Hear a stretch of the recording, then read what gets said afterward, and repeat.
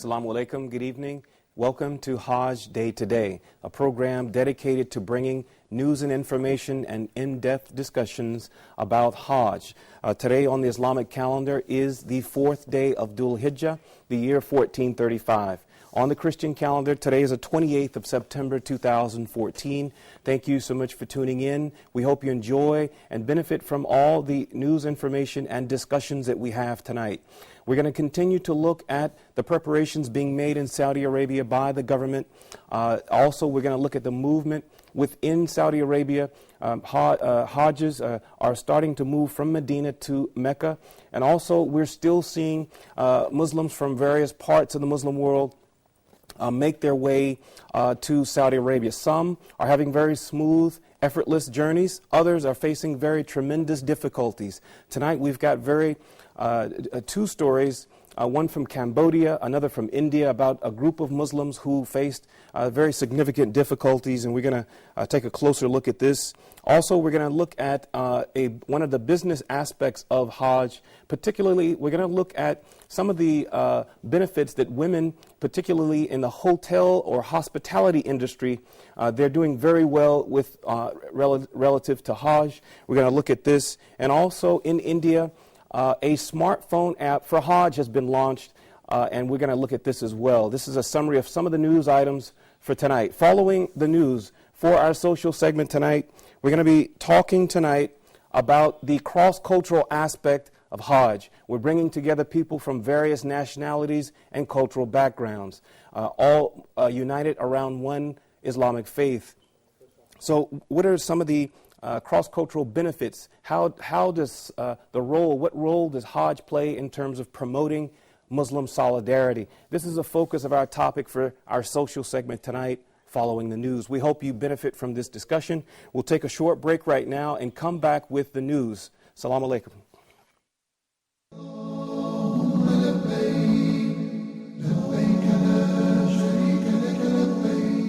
لبيك اللهم لبيك لبيك اللهم لبيك لبيك لا شريك لك لبيك لا شريك لك إن الحمد والنعمة لك.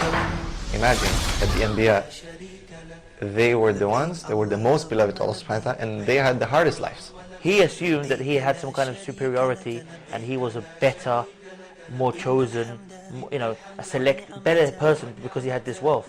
And then you look at all the other people who had wealth, and some of them were the worst people. You had Fir'aun and Qarun. Reviving your niyyah time and again, that you're doing insincerely for the sake of Allah subhanahu wa ta'ala. Most of the youth, they think, oh, I'm going to pray when I'm old, it's okay, now I'll have fun in my life. Later on I'll work, I'll go on my bed, I'll pray 5 times a day.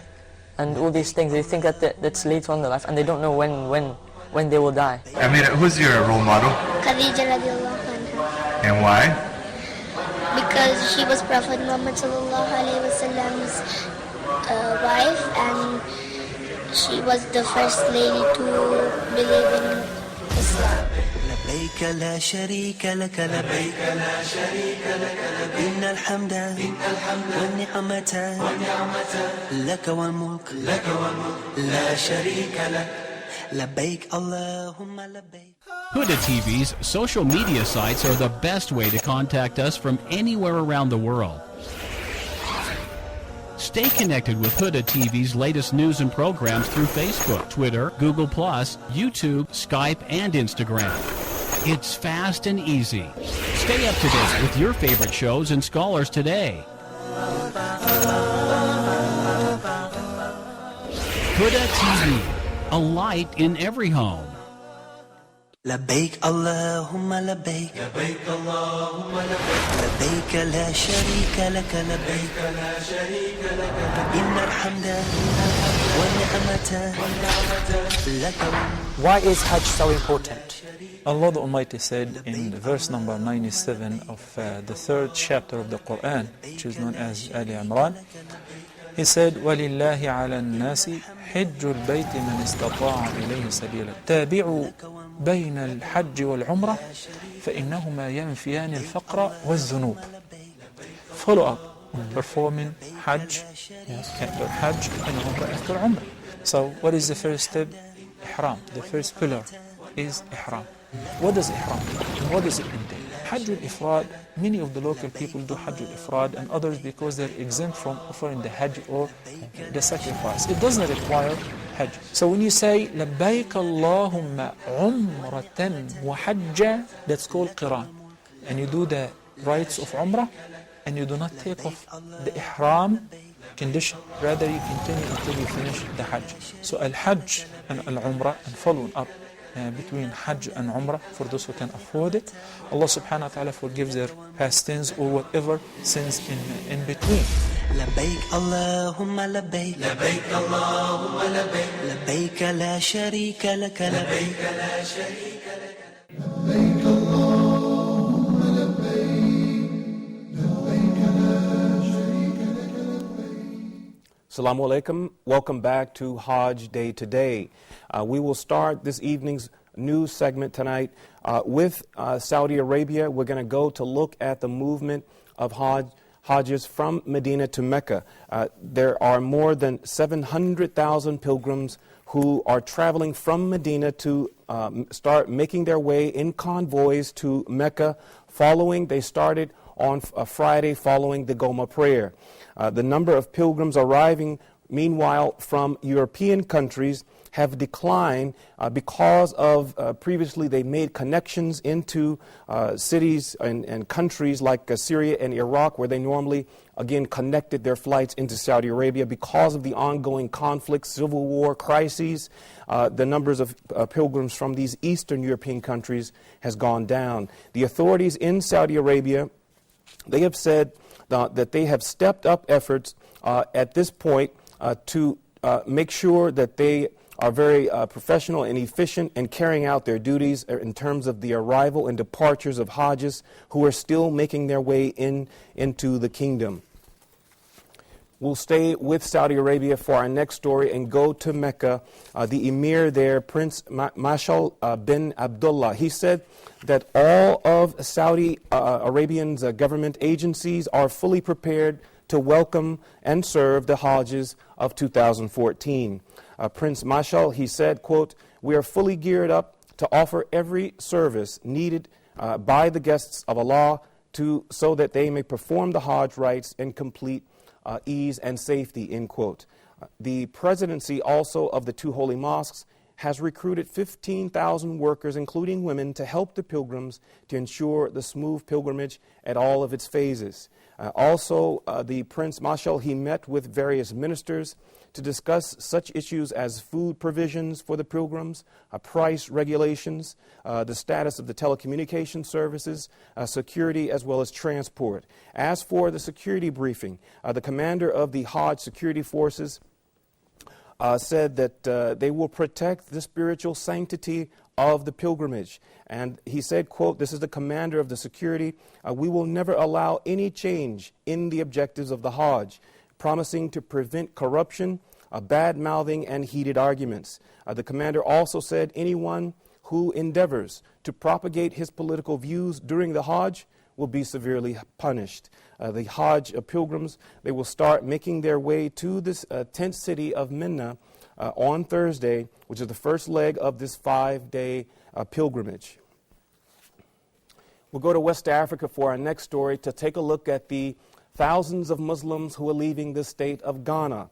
About 5,000 Muslims from the West African nation of Ghana, they have flown to Saudi Arabia for this annual pilgrimage of the Muslim faithful. Malam Ibrahim Touré, he's the imam of a mosque in Ghana's capital city, Accra, on Friday for the khutbah, his sermon for the Goma prayer. He said that performing the Hajj is a realization of one of the main pillars of Islam. Addressing his audience at the mosque in Accra, he said, quote, "We should make sure that the Muslims who go to Mecca are going for the love of Allah subhanahu wa ta'ala." He also said that they should demonstrate love, respect, adoration, worship, loyalty, obedience, and allegiance to Allah. No Muslim, he said, is expected to go there for the sake of political demonstration. No one, he said, must go there to politicize his political leaders. No one is supposed to, they're supposed to be there to worship Allah, he said. The motto for Muslims who are making the pilgrimage should only be La ilaha illallah Muhammadan Rasulullah. This is a very strong message to remind the Muslims in Ghana of the purpose, encourage them to save the money to make this once-in-a-lifetime journey, inshallah. So we're very glad to see the brother there give him this message. For our next story, we go to Malaysia. The Malaysia's deputy head of the Hajj ministry, he has reported that all the Malaysian Hajj pilgrims have undergone a health screening before leaving their home country for Saudi Arabia. Dr. Saiful Azan Sharif, he said that the measure is intended to ensure that the pilgrims are able to perform the Hajj rituals and other obligatory rites during the Hajj without any problems. He said, quote, the pilgrims who require special medical treatment, such as patients who undergo dialysis treatment or stage 4 cancer patients, will not be allowed to travel. Dr. Saiful, he also said that the screening would prevent complications while performing the Hajj. Each pilgrim received a color-coded medical book to make it easier to monitor the health status of each pilgrim. The green-colored medical books indicated a pilgrim who was entirely fit to perform the Hajj without any complications. The yellow medical books that were given to the pilgrims from Malaysia represented those who had heart conditions or diabetes or hypertension, but were strong enough to complete the Hajj without any problems. The red color medical books indicated pilgrims who had high-risk illnesses but who could still make the Hajj. Meanwhile, those who had black medical books failed the medical examinations and were prevented from performing the Hajj. Undoubtedly, the Malaysian authorities here, the health ministry, they're looking to save people's lives. Not everyone who attends the Hajj comes back alive. And so they're looking to try and raise people's awareness and give them guidance to make smart decisions about their lives. We'll stay with Malaysia relative to a group of Hajjis from Cambodia. They got stuck in Malaysia on their way to Saudi Arabia. This is a group of about 100 Cambodian Muslims. They're making their pilgrimage. They got stranded in Malaysia's international airport in Kuala Lumpur. They were on their way to Saudi Arabia. The reason they got stuck was because of a booking error that was made while their passengers were being ticketed. Afran Ismail, he's a spokesman for the group. He said, quote, that the pilgrims could not travel because they were mistakenly booked for a normal flight and not a Hajj flight. Mr. Afram, he said that the ticketing agent in Cambodia's capital, Phnom Penh, are working with Malaysian Airlines. This is a carrier that they were traveling with to solve the problem. He also said that he hopes that they can find a resolution to the problem, switching the status of their flight to Hajj status so that they can at least make it to Saudi Arabia before the day of Arafat that starts on October the 3rd. The pilgrims were originally scheduled to reach Jeddah on Friday, September 26th. So this is one of the examples of Hajjis. This is 100 Muslims leaving Cambodia from the this part of Asia. And it's a good example of how we should always remember and thank Allah for smooth travel. And we do hope that they can reach before the day of Arafat. For our next story, we go to India. The High Court in Bombay, on Friday, it issued a notice to the Civil Aviation Ministry as well as the local government asking for a reply within 3 weeks after learning about the suffering of Hajj pilgrims who were flying on Air India. The evidence was submitted to the court indicating that the Muslim pilgrims making their way to Saudi Arabia were delayed for over 16 hours. During this period, the pilgrims were not offered arrangements or accommodations at a hotel. Some of them were the more vulnerable passengers, like the elderly, reportedly fainted due to extreme heat and humidity while they were made to wait in the open air. The Hajj pilgrims also reported that the airline, which is India's national airline, Air India, did not arrange an alternate flight. The delay was reportedly due to a technical problem, a mechanical failure in the plane. Now, as unfortunate as this is, all the suffering that these pilgrims had to suffer, over 16 hours, on a plane, or they actually deboarded the plane and had to wait, is that the fortunate thing is that no one died. There were reports here that some of the elderly people fainted in the heat, and this is trouble enough. We do hope, again, this is another example of some of the complications we can encounter on our way. We hope that they can continue and perform their Hajj, and may Allah accept their efforts. For our next story, we will stay in India. We will talk about the Airports Authority in India, the AAI. They set aside space for a group of Muslims that's dedicated to performing the prayers while they were waiting in areas at the airport. The move provided more comfort for the pilgrims who previously had difficulty finding suitable space to perform the prayers, especially large groups of pilgrims who are traveling together. The AAI, the Airports Authority of India, converted an old international terminal into prayer halls and waiting areas for the Indian Muslims. An official of the AAI said that a separate elevator, an entry gate, as well as immigration counters had been set aside just for the pilgrims. Officials said that the Indian Hajjis were very grateful for all of what they said were attention to all the details to give them this treatment. Now, this is a very opposite to the previous story we had, which was also in India. So we have two different sets of experiences coming out of India. And again, just pointing to the fact that it can always, is not all, we should always be grateful for if we have a smooth journey. We'll go back to Saudi Arabia for our next story. The Hajj Minister, Bandar al-Hajjar, he has announced that the theme of this year's Hajj Symposium will be honoring of the Hajj rites. This year marks the 39th annual Hajj Symposium, which will attract prominent Islamic scholars, fiqh or jurisprudence experts, researchers, academics from across the Muslim world. Al-Hajjar, he said that the theme of honoring the Hajj rites is a manifestation of the strong belief in God, and the discussions during the symposium will focus on how the kingdom provides for the needs of the pilgrims. The ongoing reconstruction projects will also be a subject of the discussions. The symposium, he said, will consolidate the principle of the rational dialogue between scholars on the issues of facing the Ummah.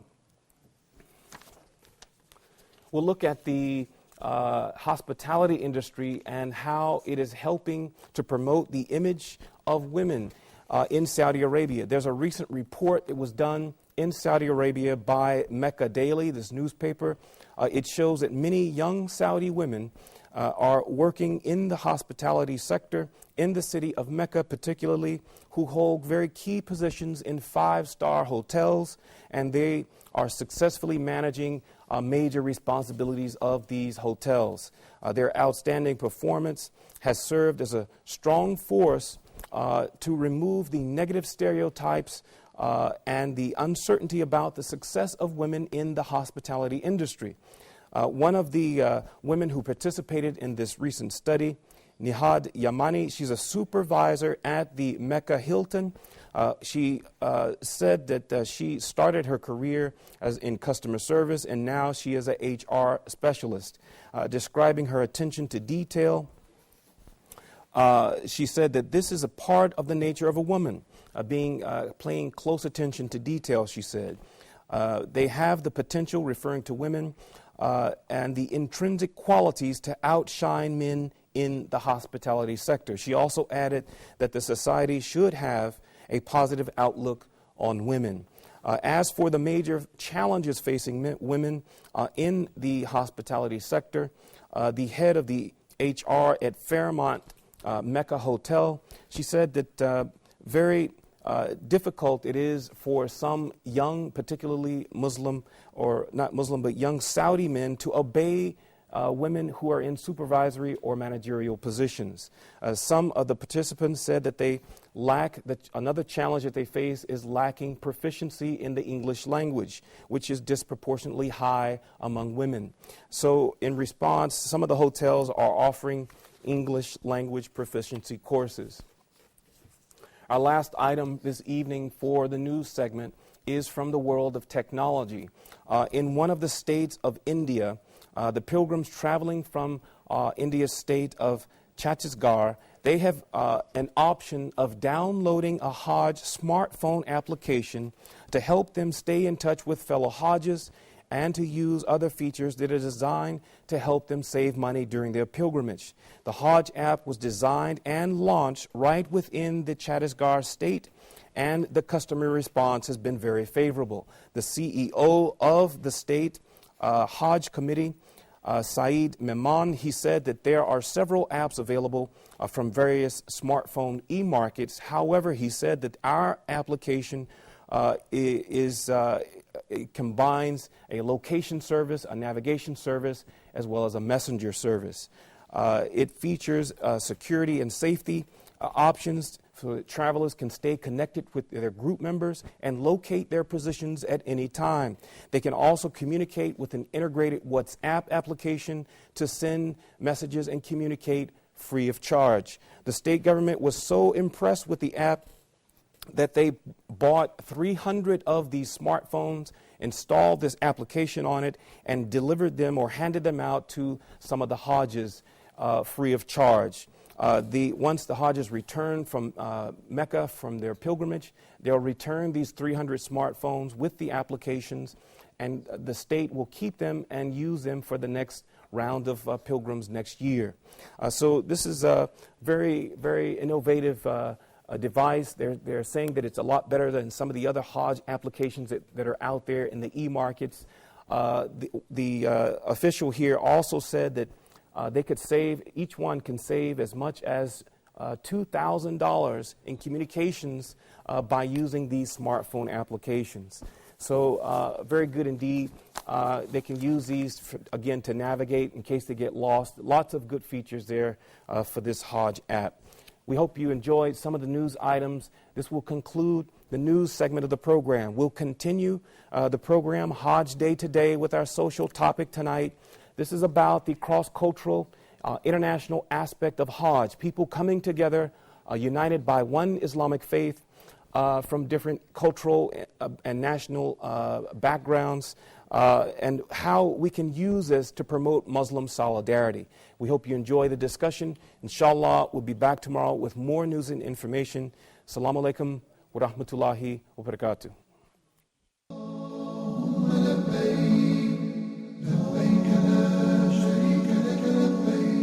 لبيك اللهم لبيك لبيك اللهم لبيك لبيك لا شريك لك لبيك لا شريك لك. My name is Muhammad Tim Humble, and I'm here to talk you through some of the most important and some of the most significant lessons that we can take from this time of Hajj with the permission of Allah subhanahu wa ta'ala.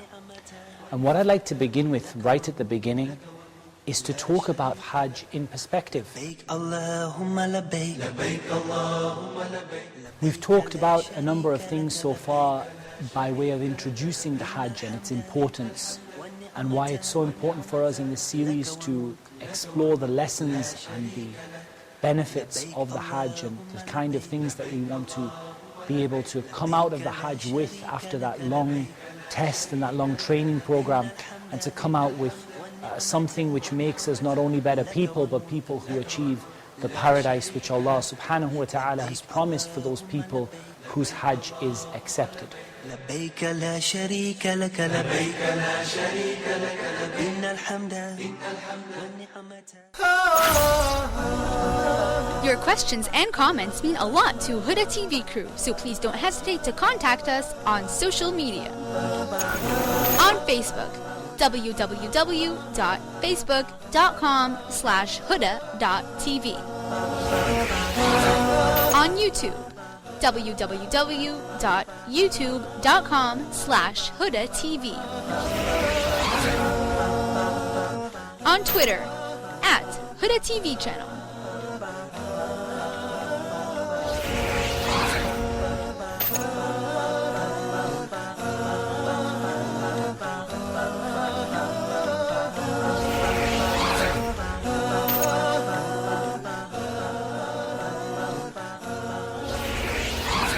And on our official website, www.huda.tv. You can watch Huda TV on the Nilesat on the following parameters. Frequency 11747.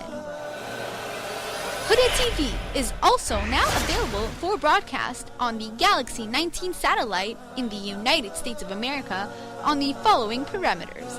Satellite Galaxy 19, frequency 12184.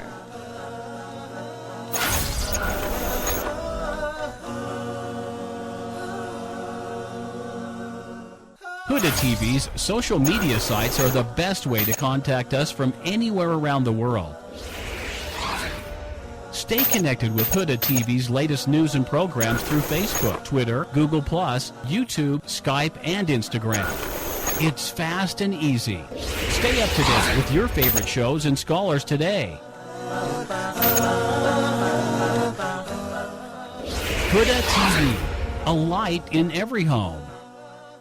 لبيك اللهم لبيك لبيك اللهم لبيك لبيك لا شريك لك لبيك لا شريك لك إن الحمد والنعمة لك.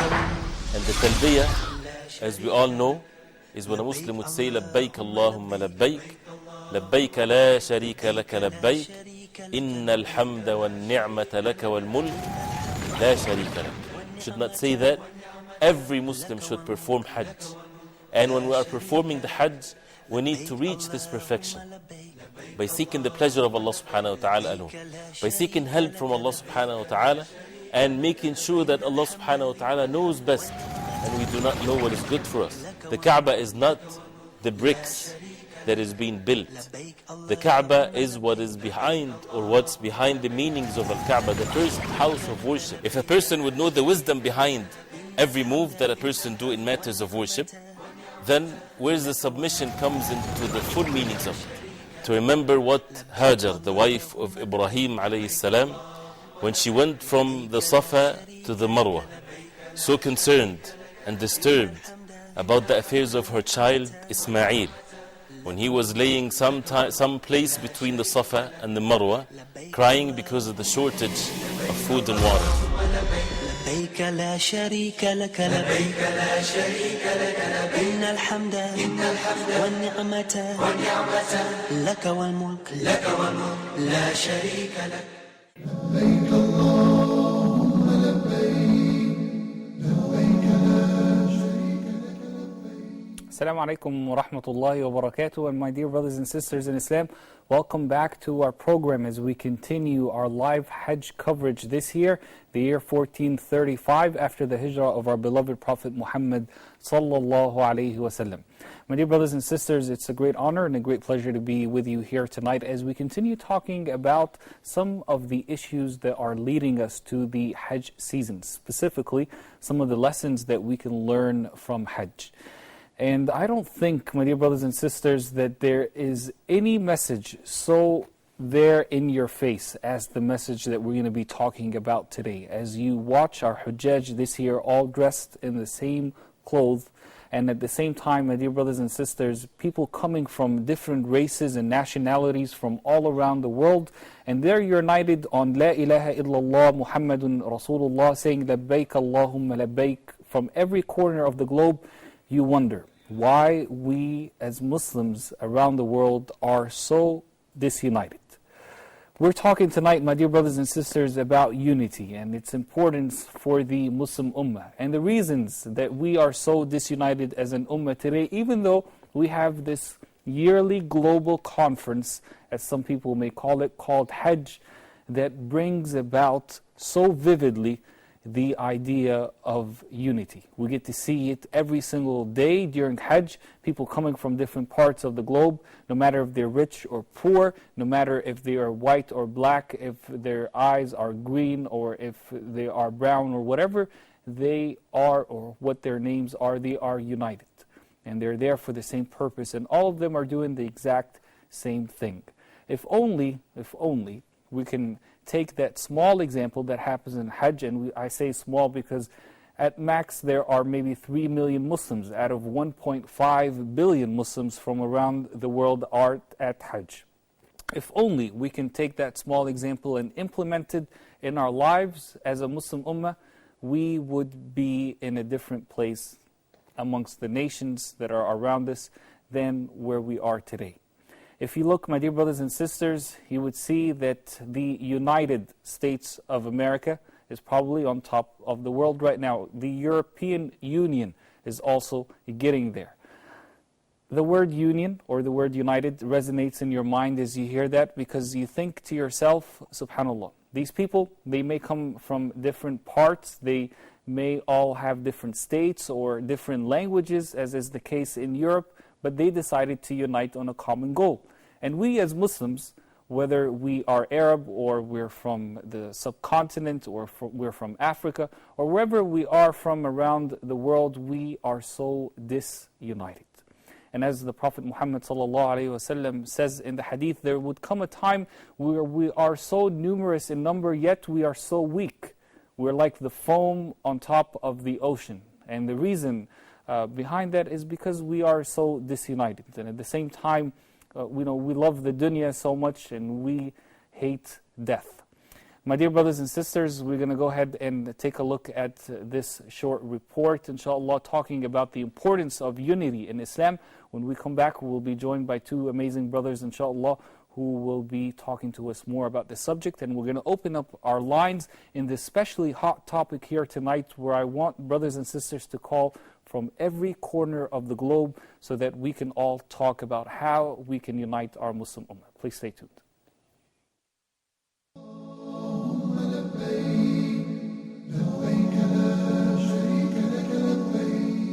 Allah Azza wa Jal wants the Muslim Ummah and the Muslims to be united, never ever to be divided. As our strength is with unity and our weakness is with division, our honor and respect is with unity and our humiliation is with division. And that's what Allah commands. Allah Azza wa Jal does not just recommend, but He commands. وَاعْتَصِمُوا, grab tight onto the rope of Allah together, not as individuals but as one ummah, because this ummah is one. This ummah is one regardless of the individuals and the members of this ummah. At the end of the day, we are one ummah that worships one Lord, and that's Allah subhanahu wa ta'ala. There is no reason for us to be divided. There is no reason for us to be disunited. There is no reason for us to each one of us goes on their own way. We all need to be together, grabbing onto one rope. What rope is it? It is the rope of La ilaha illallah Muhammadun Rasulullah. La ilaha illallah Muhammadun Rasulullah is the rope that unites us all together. As there is nothing greater than La ilaha illallah Muhammadun Rasulullah. There is nothing more superior than La ilaha illallah Muhammadun Rasulullah. There is nothing more bigger than La ilaha illallah Muhammadun Rasulullah. So we as Muslims, regardless of our backgrounds, regardless of the color of our skin, regardless of where we come from, regardless if we are from the east or the west or north or south, at the end of the day, there is one great common word that unites us all together, and that word is La ilaha illallah Muhammadun Rasulullah. And that's why we should put everything aside when it comes to this word. All our differences, all our disagreements, and unite on that great cause which is La ilaha illallah Muhammadun Rasulullah. Unite on that great objective that we all live for, which is La ilaha illallah Muhammadun Rasulullah.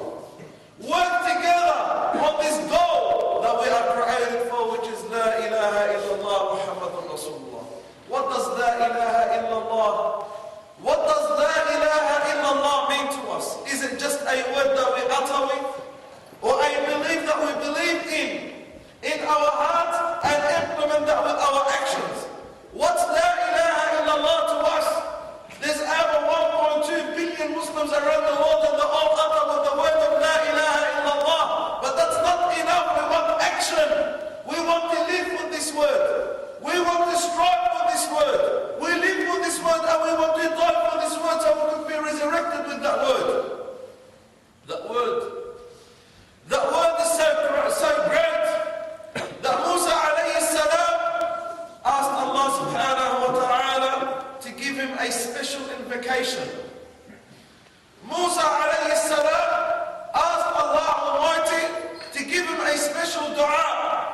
So Allah Almighty told Musa, "Oh Musa, say La ilaha illallah."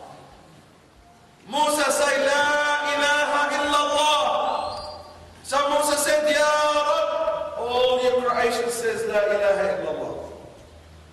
All your creation say La ilaha illallah. And I want you to give me something different that's special to me as a prophet. So Allah subhanahu wa ta'ala tells Musa, "Oh Musa, say La ilaha illallah." Oh Musa, if you gather the entire heavens and the earth and what's between them and put them on one part of a scale, and La ilaha illallah alone on the other part of the scale, the word of La ilaha illallah will be more heavier than this world and the entire heavens and what's between this world and the entire heavens. La ilaha illallah.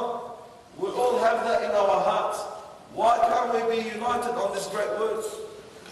And that's what the Prophet Muhammad sallallahu alayhi wa sallam wanted to teach this ummah, to be united on the common front that this ummah unites on, and there is nothing greater than La ilaha illallah. There is nothing greater than La ilaha illallah. There are so many Muslims out there, but where's our honor? Where's our honor? Where's our dignity? Where's our respect? The honor that Allah Azza wa Jal granted the Prophet Muhammad sallallahu alayhi wa sallam, that he says alayhi salatu wa salam, I was given victory just by Allah casting my feet and my arms feet in my enemy's heart. In Nabi alayhi salatu wa salam was granted victory just by people listening and just by people hearing about him sallallahu alayhi wa sallam marching out of Medina. Where is the honor? Where is the dignity? Where is the honor and the dignity that Allah Azza wa Jal gave to our predecessors? But that moment that we start to divide, and that moment that each one of us start to work on their own, وَكُلُّ حِزْبٍ بِمَا لَدَيْهِمْ فَرِحُونَ, and every party and every group and every organization are happy with what they have and gained, then you find the strength of the ummah just weakened. That beautiful structure and that beautiful firm structure that the Prophet ﷺ describes this ummah as one body, one figure. This ummah is one body. This ummah is one figure. If one limb or organ is in pain, the rest of the body is in pain. If your finger is in pain, you find that the rest of the body is in pain and agony. If your toe or your hand or your eye or your nose is in pain, the rest of the body is in agony. And this ummah is one ummah. We are united as one, regardless where we come from, regardless which nationalities we come from. All this at the end of the day, Islam overrides everything.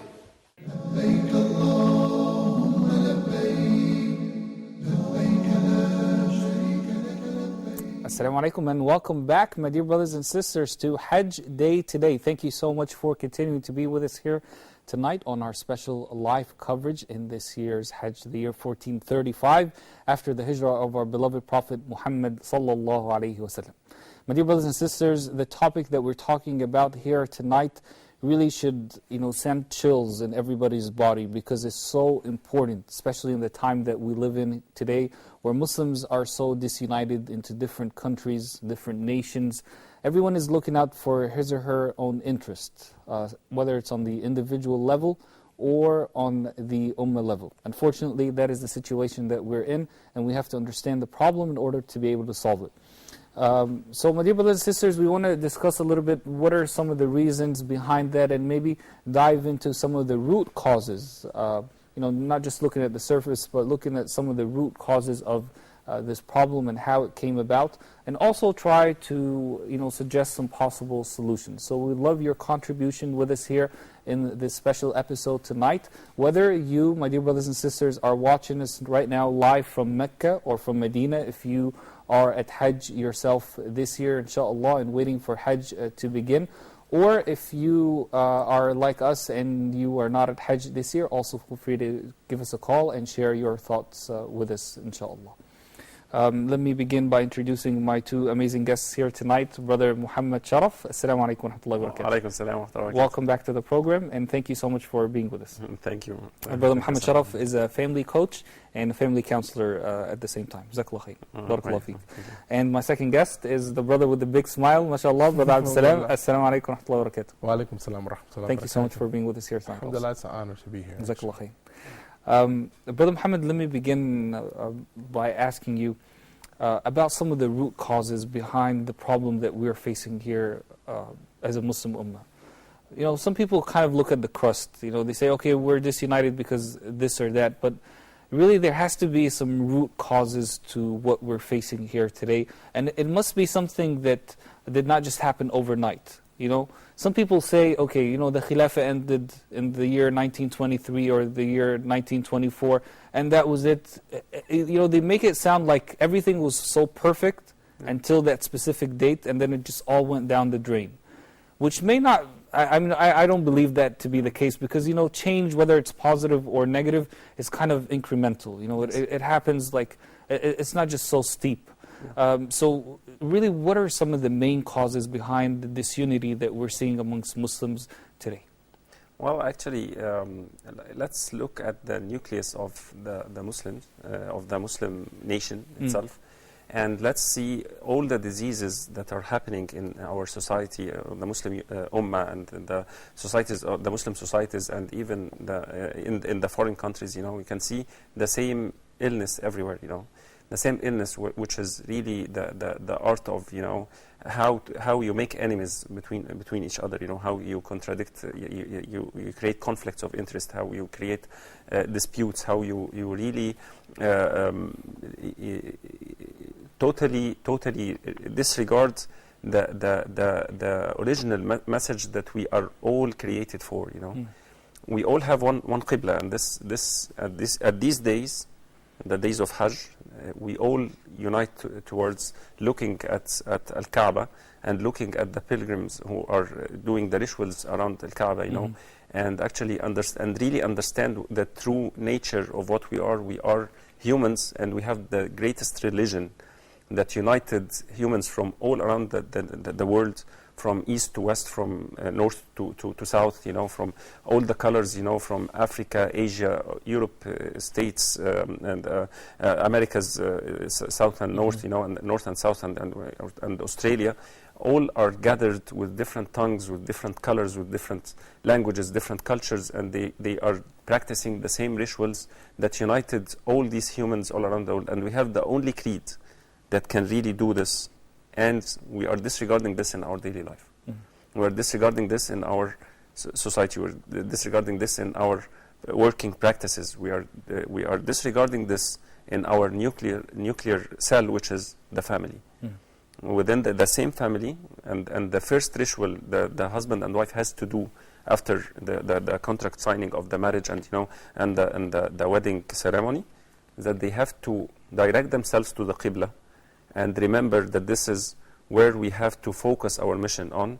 We are the slaves of Allah. We are doing our role in Khilafah here on earth, of succession of Allah here on earth, and we have to build this nucleus, to build more, and to bring up more Muslims and more submitters and more people who are really dhukur and inat, you know, males and females who will worship Allah Azza wa Jal here on earth, and who will create and unite the human community all around the world, you know, under one message, which is La ilaha illallah. It's amazing that you brought it down to that simple level, you know, of the nucleus, because really that's what it is. When subhanAllah, you think to yourself, if the family was in good shape, then the entire ummah would be in good shape. Yes. Alhamdulillah. Jazakallah khair. Brother Abdul Salam, let's focus a little bit on family, as Brother Muhammad was saying. You know, sometimes Muslims who even live like in the United States, for example, and they technically come from two different backgrounds. They have a hard time to even get married in the first place, right? Yeah. So how can we talk about unity if we can't even get a brother and sister married just because they're from different countries or they have different skin colors, even though they're both Muslims? Yeah, it's culture, right? Cultural background is really strong, and we have to, inshallah, realize, we don't have to, but it would behoove us to realize that, Allahu Akbar. What does this mean? This means that if we are Muslim, then our Islam is over everything else. I mean, we'll have our cultural habits, our foods, our dress, our ways, but when it comes down to even like marriage, we should look at Islamic values in marriage rather than the cultural values. That should be secondary. The culture should be secondary to the Islamic values and righteousness and piety and these sort of things. So, like the brother was saying, we have a great religion. We have the best religion, mashallah, a complete religion that we have in Islam. But, practicing it, truly practicing it, is, this is the challenge that we face. Our religion is perfect, our book is perfect, but we're not. we're not perfect. So we need to, get closer to Allah by reading His book, learning our religion, and looking at our history. Really, and even in the West, it's kind of like a vacuum of knowledge in some places. Until I didn't really know our history as far as Muslims are concerned until I traveled really here to Egypt. Yes. And I began to really crack open some books and some, PDFs nowadays, right? Jazakallah khair. Barakallah feek. My dear brothers and sisters, let's begin taking some phone calls. Our first call of the night is from Sister Jannah from Saudi Arabia. Assalamu alaikum.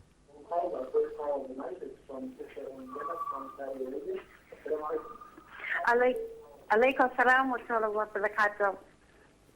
Go ahead, sister. Yes, I would like to make a comment.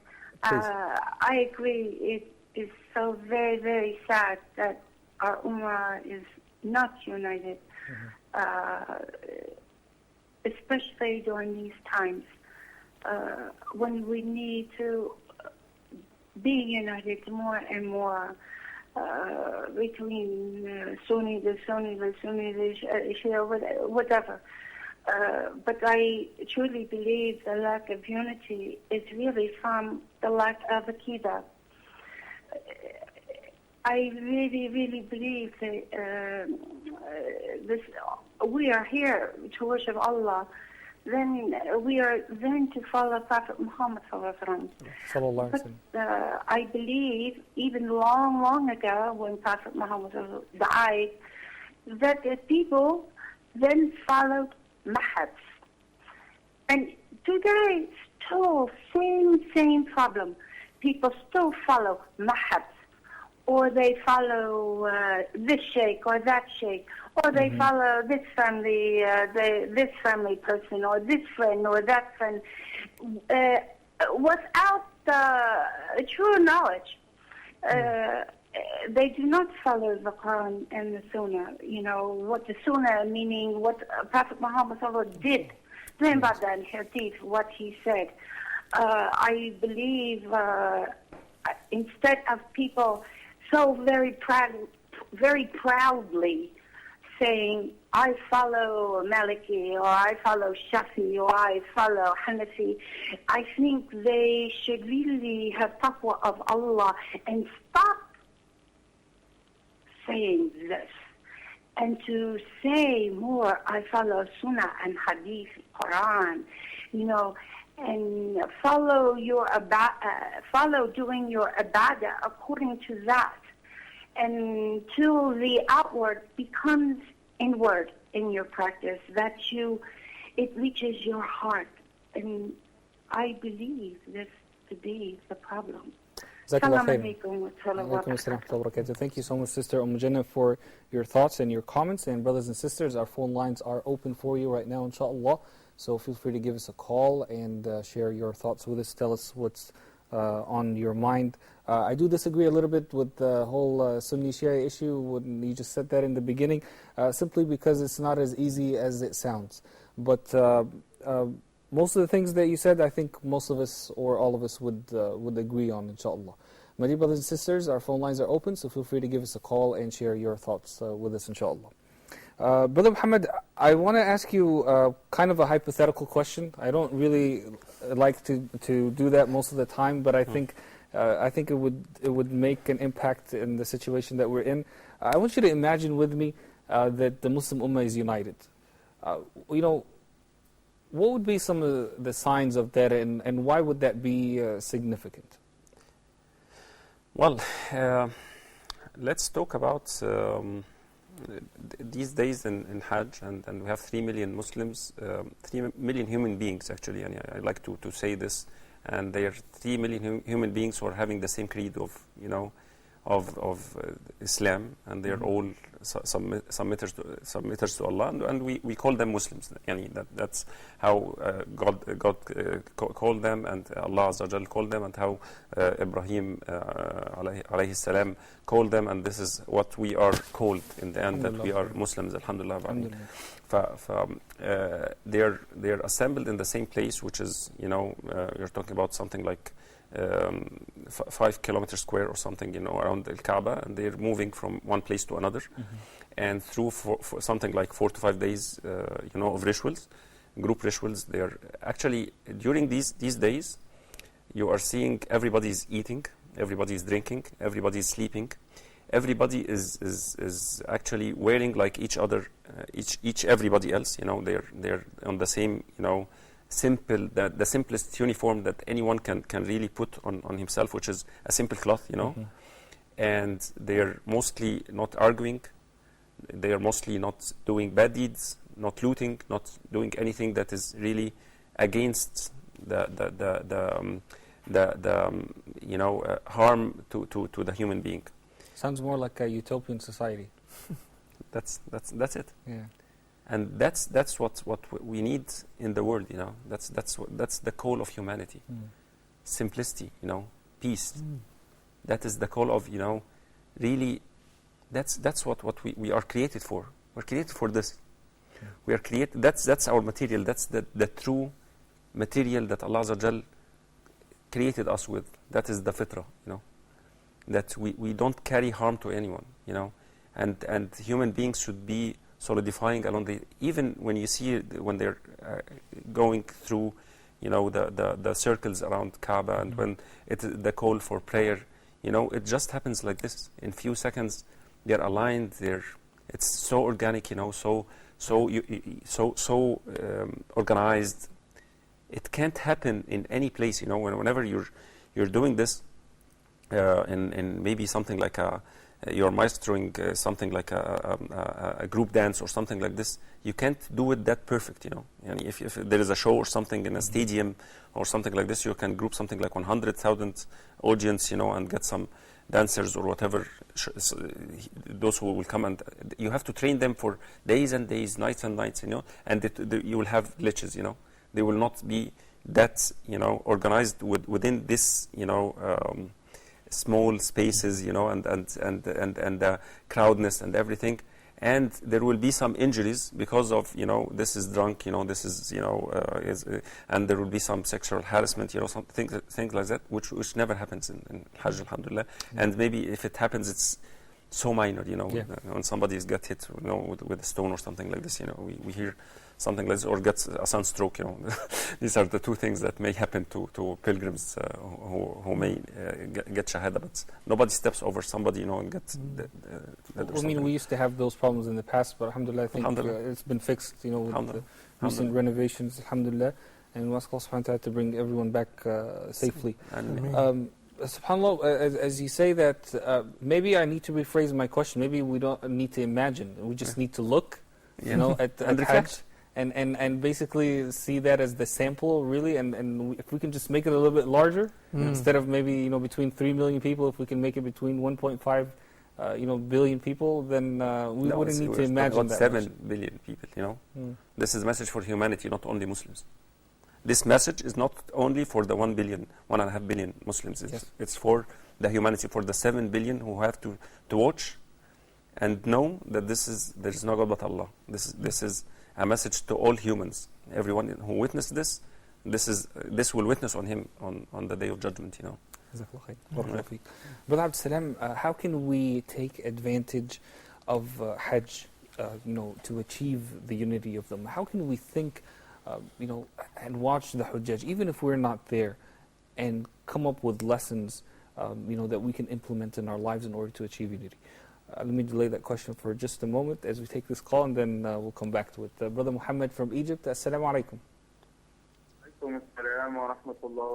are you, Brother Osama? Alhamdulillah Rabbil Alameen. Brother Muhammad, thank you so much for calling us here tonight. Thank you very much. And I just want to go to Brother Salam and Brother Muhammad Sharaf. Allahumma salli ala Muhammad. My call is regards to in concern of the sister that she called about 5 minutes ago. I want to tell something and all the viewers that those are Shafi'i and Malik, all these big scholars, they came here to this world to guide us, to show us the right way.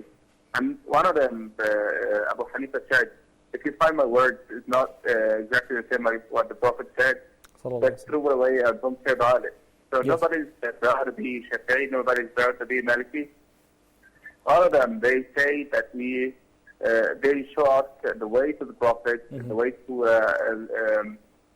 that they could understood the proper understanding of the Sunnah, and then they showed us and tried to ease it for us, because we're not the era of the Prophet, and that's what I want to say for tonight. And thank you very much for that. Barakallahu feek, Brother Muhammad. Jazakallah khairan for your comments. I want to respond to that though by saying that maybe Sister Jannah, who called us a little bit earlier, what she meant really was she did not mean, of course, the 4 great Imams. She was talking about the followers, who may be going a little bit extreme. Okay, well, okay, I'll only talk to you if you're Hanafi. I'll only pray behind you if you're Shafi'i. You know what I mean? I think that's what she was referring to. But thank you so much, Brother Muhammad, for your thoughts and your comments. And brothers and sisters, our phone lines are open. I want to get a whole lot more calls. I know a lot of people are watching, especially our brothers and sisters who are in Mecca and Medina. Let me tell you, if you're watching us for the very first time, this is Huda TV, and this is a channel based on the Quran and the Sunnah, the pure sources of Al-Islam. Feel free to give us a call and join us and tell us about your experiences this year at Hajj, what you're feeling, what you're witnessing this year. Make us all enjoy your experience that you are seeing and that you are witnessing, inshallah. And remember that when you're calling us, it's for free. We don't make any money off the phone calls. You pay whatever international rate you would pay on your calling card or mobile number or whatever the case may be, inshallah. But we would love to hear your thoughts. Also, if you have any questions for us here this evening, feel free to give us a call and join us, inshallah. Brother Absalam, back to the question I was asking you. How can we take advantage of Hajj? Either those of us who are at Hajj this year, or those of us who are watching from home, to bring about unity in the Muslim Ummah, whether in Muslim countries or in our local communities and masajid in Western countries. Subhanallah. Actually, Allahu Alam, Allah knows best. Okay, but I think that when you look at the people who are making Hajj, you look at the pilgrims, they are entrenched in the worship of Allah, and they're putting Allah first. They're spending their time, their effort, their money.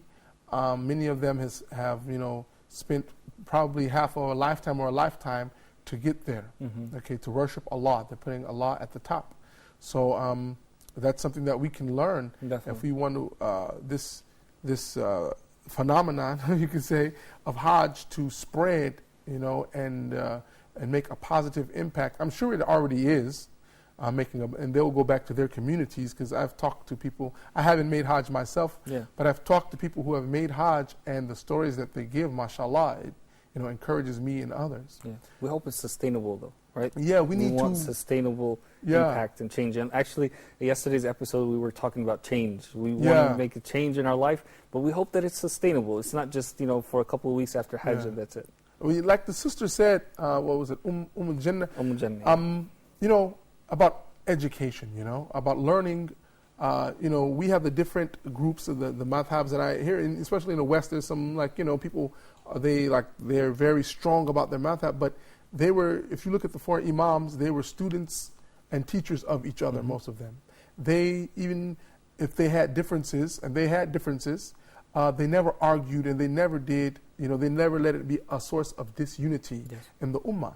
And then if we as Brother Muhammad said, they themselves would say, if you find a hadith that contradicts my opinion, then take the hadith. this is my madhab, right? Exactly. So this kind of thing of when I, started really studying and looking and stuff like that into my religion and our religion, I found that it is truly one religion. And it goes back to the sunnah of Prophet Muhammad sallallahu alaihi wasallam and the commands of Allah subhanahu wa ta'ala. And if we all go back to this, I think a great part of unity and a great way that we can achieve it is by education, because it breaks down walls, it breaks down barriers. If we all understand our religion and how we are one, even if you look at you mentioned the Shia, if you understand the Aqidah of the Shia, you will say, okay, well this part is not Islam, and this part, what they're doing is permissible, and this is in. And then you will begin to understand, or we will begin to understand our religion.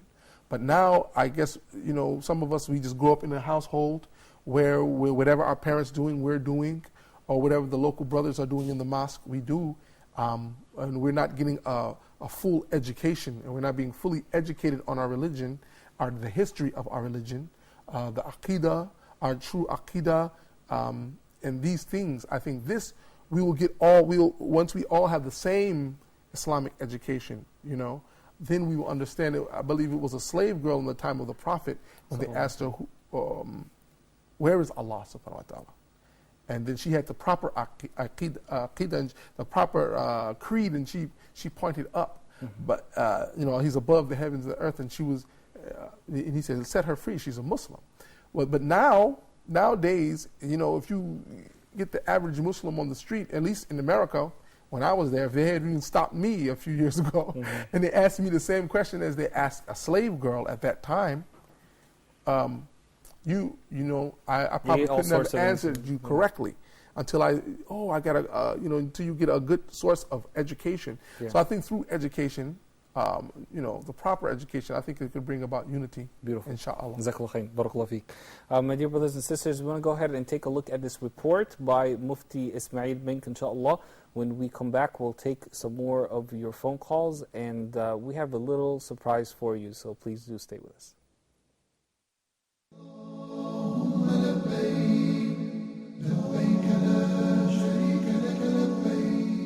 May Allah subhanahu wa ta'ala grant us the ability to distinguish between right and wrong.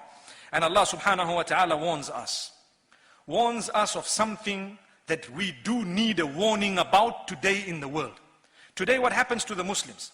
Every small thing we are divided. Small thing, we cannot work together. We are divided. If a person, for example, is tall, he doesn't get along with those who are short. I mean, that's a bit ridiculous, but it can happen.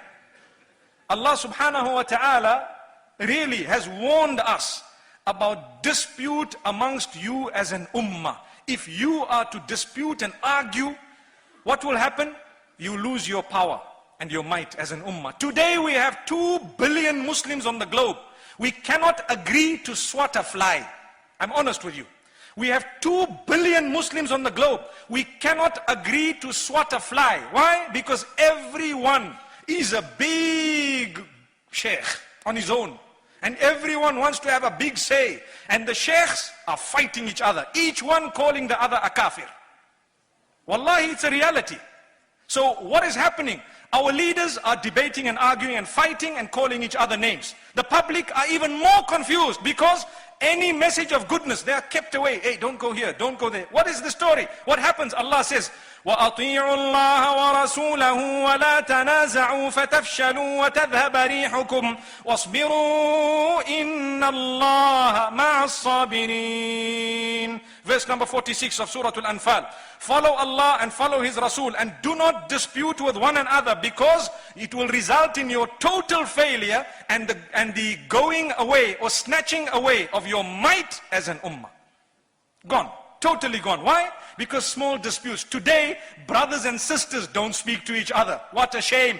Uncles and aunts don't speak to each other. Trustees from one masjid do not get along with trustees from another masjid. Why? It's an issue of prestige. Allah, what are you talking about? We are an ummah. We share the shahada. That's enough. Put aside your differences and come together. We need the might as an ummah. We have the numbers. We have everything. But the problem is we are disputing. And so Allah subhanahu wa ta'ala warns us in another verse in the Quran. Do you know what He says? وَالَّذِينَ كَفَرُوا بَعْضُهُمْ أَوْلِيَاءُ بَعْضٍ. The kuffar, they are supporters and protectors of one another. Come what may, they put aside their differences when it comes to sticking up for one another. This is in the Quran. We read the verse tonight. Allah subhanahu wa ta'ala warns us. This, in fact, is verse number 73 of the same surah, Surah Al-Anfal. Do you know what Allah says after He tells us that the kuffar stick up for one another and they protect one another? He says, إِلَّا تَفْعَلُوهُ تَكُنْ فِتْنَةٌ فِي الْأَرْضِ وَفَسَادٌ كَبِيرٌ. If you are not going to do the same, then there will be great fitna and fasad on earth. That means, if you are not going to stick up for one another and protect one another, then there will be chaos and corruption on the whole globe. Hence, we find the chaos and corruption on the globe today. It is a decree of Allah. We are totally disunited. We cannot see face to face, yet we are born through one mother and father. May Allah subhanahu wa ta'ala bless the ummah. May Allah protect us. It is worth crying for, my brothers and sisters. We are calling for unity. It is not going to come without tolerating one another. We need to understand not everybody is going to think the same. Not everybody is going to have the same inclinations. But don't we share the shahada? Isn't that stronger than the bond of blood, my brothers and sisters? Gone are the days when the kuffar are excited because they can trample over us by the mere disunity that we are engaged in, my brothers and sisters. We need it desperately. Our brothers are suffering across the globe, all over. The reason is, we are swearing one another. We are calling one another names. We do not want to look at one another, whereas we all utter the shahada. Ashhadu an la ilaha illallah wa ashhadu anna Muhammadan abduhu wa rasuluh. My brothers and sisters, it is a passionate call. We want peace. We are searching for peace. We are the people of peace. Why then are we looked at as warmongers who are killing one another across the globe just because we have a little difference? May Allah subhanahu wa ta'ala protect this ummah and may He grant us unity. May He open our doors until we meet again.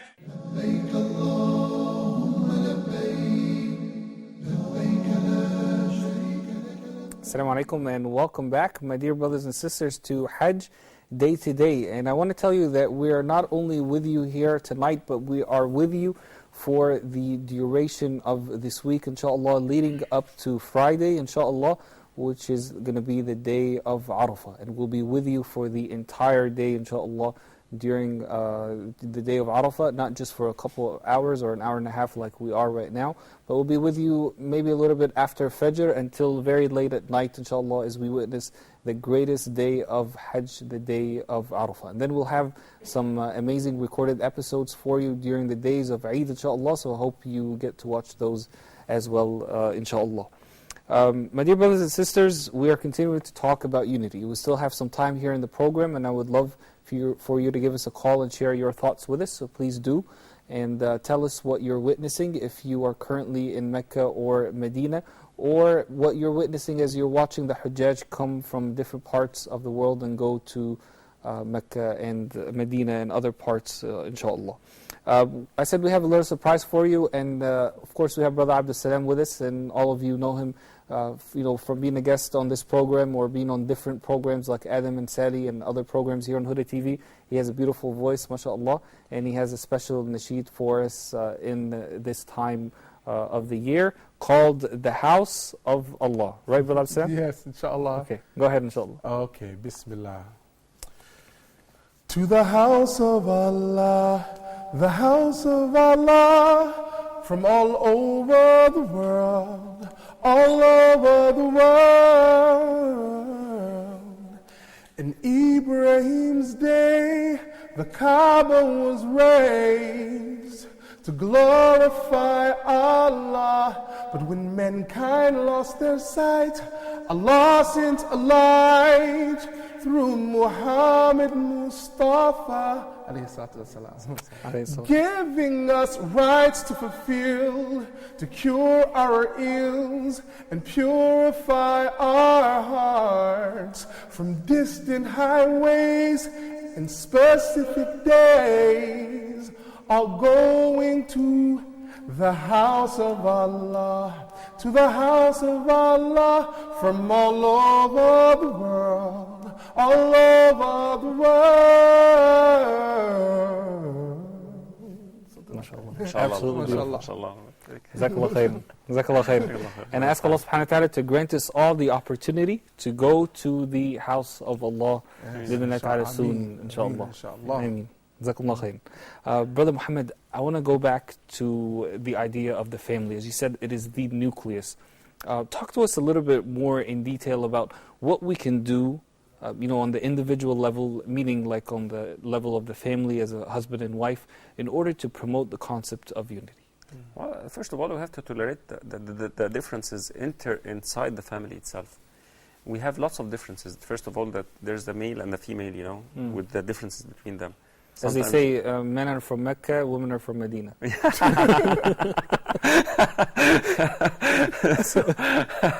So that is actually something. ليس الذكر كالأنثى. The male is not like the female. They're not the same.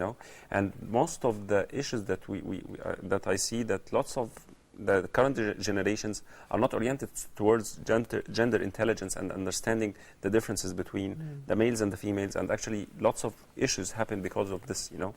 We have to tolerate the differences in personality types, and how we are different characters. We are different human beings, who have different motivations. We have different ways of thinking, different ways of dealing with the outside world, different ways of learning, and we have to understand this, and we have to tolerate this inside home and appreciate the differences inside the same house. We shouldn't be the same thing, we shouldn't be molded in a special form. No, each of us has a unique character, and this has to be cherished and loved and accepted inside the same home. So we're talking about unity through diversity. Yes, through diversity, but it's uniform towards Kaaba, towards the same Qibla, the same direction. La ilaha illallah Muhammad Rasulullah. This is the first difference. The differences in culture also. We have intercultures between Muslims. We're having people who are talking on with different dialects, with different languages, with different have different habits, and different cultural, whatever, and they are tolerating each other in the same place, and even eating with each other, drinking with each other, celebrating, the rituals with each other, and we have to have this, cultural diversity, inside home. Currently, I see people, some youth who really reject, either the spouses, because of the difference in accents, in accents in the same city, which is Cairo, You can see some people from different districts because of an accent, she says T, this says whatever, and because of this dialect, she rejects the whole family, or he rejects the whole family because they're not from the same cultural background. Hey, come on. We can live together with different, with the difference in. And that's what Allah subhanahu wa ta'ala said, that He created us into nations and tribes so that we can get to know one another. Yeah. So inside the nucleus, we have to be diverse, accepting. We have to really direct forcefully work together towards al-Qibla. Have a family mission together and work together as a team, diverse, which we really appreciate the differences between each other. Appreciate our humanity, and this should come, second after La ilaha illallah Muhammad Rasulullah. Jazakallah khair. I want to also ask you about the issue of mistrust. Yeah. Really, it could bring about a lot of disunity. I want to hear your thoughts about that. Yes.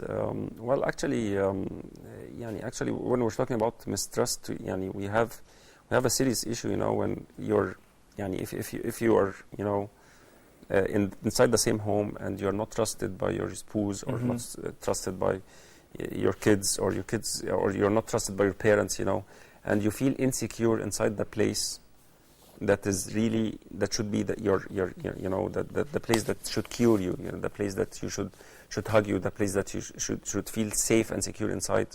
You will never be secure outside it, Now in Hajj or pilgrimage, we see everybody securing towards each other everybody is just wearing the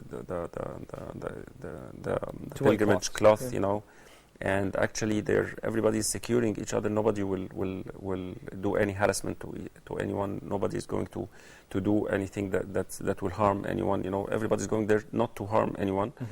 And actually, if there is mistrust, everybody will actually feel insecure, and nobody will go to a pilgrimage. Yes. So if there is mistrust inside our homes, we don't trust our spouses, we don't trust our parents, we don't trust our kids to do what they should be doing, in the time that they should be doing it. Then we will not feel secure inside our communities, because nobody will is feeling safe already for himself, is not satisfied himself or herself from being secured internally and externally. So no security will be in any community that there is mistrust inside homes itself. So you emphasized and you talked about and you stressed two very important points. The first is for us as Muslims to accept each other's differences, and to use these, as long as we're going through towards the same goal, which is the Qibla, to use that as a source of unity. And then you also talked about the very important issue of trust and the reason that we need that. Thank you so much, Brother Muhammad. Now, Brother Abdul Salam, I want to ask you one final question about the term divide and conquer. Do you think this applies to the enemies of Islam using this strategy to disunite Muslims? For centuries. We look at our history, and it's been happening. We have adamant enemies of Islam that try to disunite us in different ways. But we can't blame our disunity on them. Because Allah has given us the cure, but if we look, it's a reality. I mean, even if you look at you could say subtle forms, but it's really of media, and the programming that's being done in the culture of the world right now. I mean, not only just with Muslims, but with any kind of religious people. It's like the youth they're being sucked into this culture of a destructive culture of immorality, of carelessness, and it's being promoted. But I think the way to combat that is with our Islam. I think there is strategies, people out here trying to undermine Islam on many different levels, from the media to politics to social discourse. But alhamdulillah, what the brother is saying, a way to cure this, inshallah, is for, like first you said, the man and woman relationship, and to have that trust, and build a good relationship that transmits to the children in the home, and have an Islamic home, and then the Islamic family, and then families, they get together and make Islamic neighborhoods, and this way we could start in our home and let it spread out to the world in this way, with ourselves, with our loved ones, our spouses, and then to our neighbors and other families and friends, and create beautiful communities this way. And this love and this practice of Islam, this is more powerful than any kind of undermining efforts that could ever be concocted. And alhamdulillah, Allah, He said He put love in our hearts. The Muslims, He gave us. Allah tells the Prophet Muhammad sallallahu alaihi wasallam, if He would have spent, everything in this life, all money and everything, You'd have never united between their hearts, and it was only Allah subhanahu wa ta'ala who united between their hearts. Allah is Al-Wadud. I want to thank both of you for your time. Unfortunately, we ran out of time, and I really, really enjoyed talking with both of you, and inshallah, hope we get to meet again soon. Inshallah. Jazakumullah khairan, Brother Muhammad Sharaf and Brother Abdul Salam. Barakallahu feekum. My dear brothers and sisters, thank you so much for having been with us here tonight on Hajj Day Today. We'll be back again tomorrow night, inshallah, if Allah subhanahu wa ta'ala gives us life. Until then, make dua for yourselves, for all of us, and for the entire Muslim ummah, inshallah. Assalamu alaikum wa rahmatullahi wa barakatuh.